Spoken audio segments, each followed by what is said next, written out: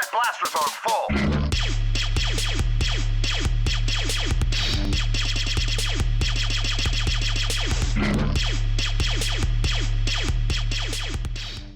What's up guys, Gripe here with a review of the S.H.Figuarts Iron Man Mark 45 figure. So we'll start out by checking out the packaging. I have to say it's one of the nicer boxes I've seen from Figuarts. Got some interesting cutouts, a nice gold foil arc reactor on the front there, and a close-up picture of the figure on front as well as the Avengers logo. And a nice big window for viewing the figure and the accessories. And on this side you have another close-up of the figure, and on the back you've got 5 different poses of the figure and a big Avengers logo. You also have some Japanese writing down there, and you got a small picture of the figure here and a cutout on this side, and S.H.Figuarts logo Iron Man Mark 45 on the top, and some Japanese writing on bottom. Now let's see what's inside. And when you pull it out of the box, you've got the figure itself and all the accessories. It comes with 4 sets of hands, 2 repulsor beam effects for the hands, 2 jet effects for the hands, and 2 jet effects for the feet. So we'll check out the accessories in detail. And we'll start out with the jet effects for the feet first. You can see they are fairly large, nicely sculpted, and it is a translucent plastic, as you can see. And there's also some white paint up at the front here for the smoke effect, which is also sculpted differently than the actual blast, which is pretty nice. See, it's fairly nicely detailed. Now I'll check out the jet effects for the hands, and they are similar to the ones for the feet, just a little bit smaller, translucent orange plastic. You can see they have the white painted smoke effect, which is sculpted differently from the blast. And here we have the repulsor beams, and again translucent orange plastic. You can see these have a different spiky kind of sculpt towards the end, and they have a little bit more of a white paint applied to them. These also look nice, and I like how they're quite different from the jet effects. Now check out the hands, and these are fairly nicely sculpted, and the paint on them is really nice. It's got that dark red that's on everything else with some nice gold trim. You can see all the details sculpted into it, all the lines on the palm there. And these are pretty much just used for flying, since you can't get him high enough to act like he's about to shoot a repulsor. And it comes with the 2 open hands, and these are for the repulsor or jet effects. You can see it's got that red peg there, and you just slide it on, and there you go. And again, these are also nicely sculpted and painted. And you also have 2 open hands. They're pretty much just like the ones with the pegs, except they don't have pegs. And he also comes with 2 fists. And again, fairly nicely sculpted, nicely painted. And like the rest of the hands, it's just the red and gold paint, but everything is really crisp and precise. And that gold trim is pretty much perfect. There's no overpaint or any issues. So now let's check out the sculpt and paint on the figure itself. And right off the bat, this is just a gorgeous figure. I really like the paints they used, nice deep red. The gold and silver all look really nice, and I couldn't find a single flaw with the paint itself. The sculpt is really nicely detailed. You can see all these great little accents here on the helmet. You got that silver on the side there. Everything is nicely sculpted in and very cleanly painted. And I absolutely love the eyes on this figure. I think they look really good. I believe it's a clear plastic over a paint underneath, but it came out really nice. You can see they almost have a bluish hue to them. And you've got these really nice silver details on the side of the helmet here. Same on the neck here. Very detailed. Everything is sculpted in. You can see all the sculpted lines here on the side of the helmet. And again, great silver details on the back of the neck here. Everything just looks really cool. You can see all these great details they sculpted into the back here with these depressions and the nice vents with the silver paint applied. Everything just looks super cool on this figure. Very nicely detailed. And I love the way they did the abdomen section here with the separate plates. It gives it a very robotic feel to it. Very much like you would expect Iron Man to be. And you can see the details underneath the plates when you actually separate them. And I really like that they sculpted details into the shoulder here. This way when you're moving it around, it's not just a plain plastic. You can also see there's some details sculpted into the armpit area underneath it. You've got all these nice little silver and gold details all over the armor. And again, I just love the way they did the plates on the abdomen.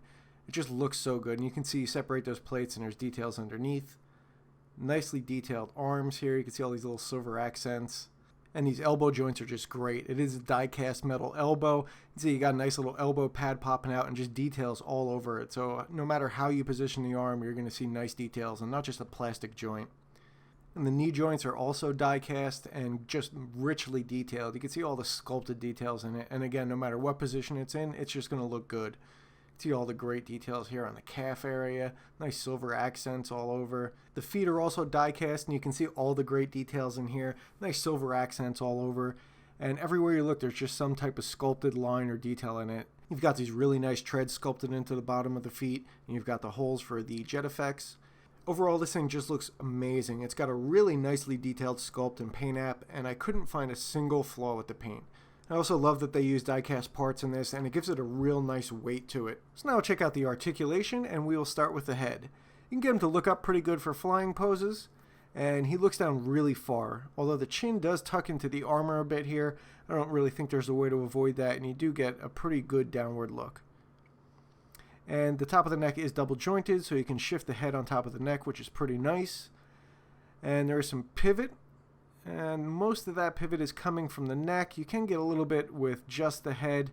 You can see you can get a few degrees there. You can rotate the head completely around. And the shoulder pads are hinged. You can get those up and down, which helps shoulder articulation. And it does have typical Figuarts shoulders, the double socket style. You can push those in, pull them out, and rotate them around the socket, which gives you a lot of range of motion.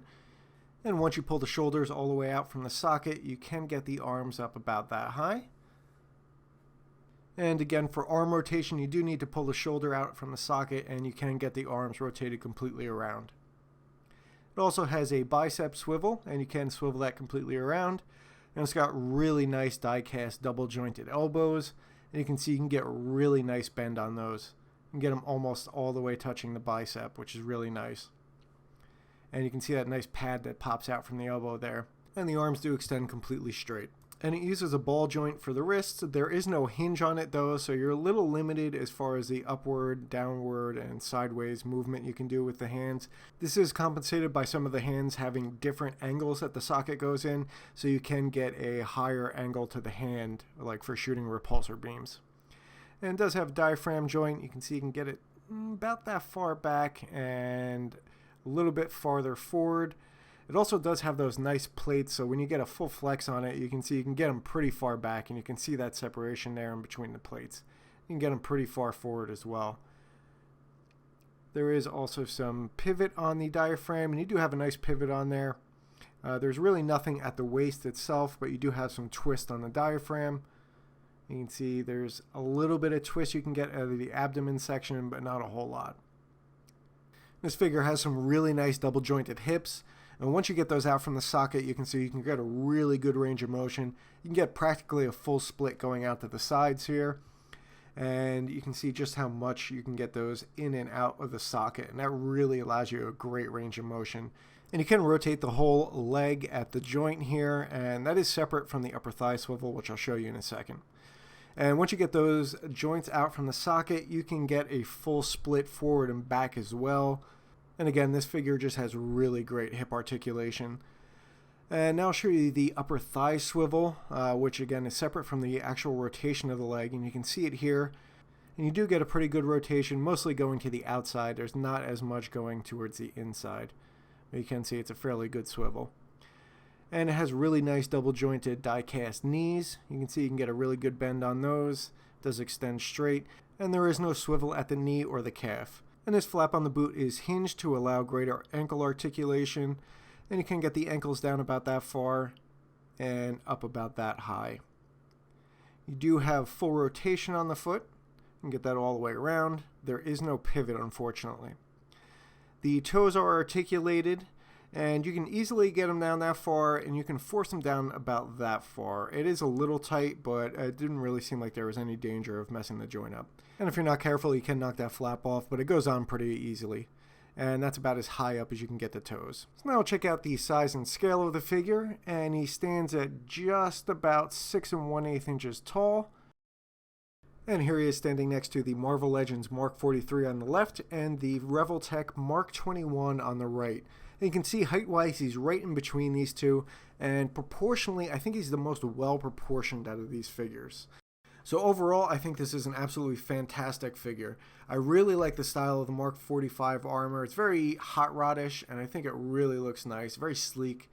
I also like the sculpt that they did on this, very nicely detailed. I really like the way they articulated the torso area. I thought that was very unique. The only issue I can find with this entire figure is the lack of ankle pivot. Other than that, I think it's pretty much flawless and probably the best 6-inch Iron Man out on the market today.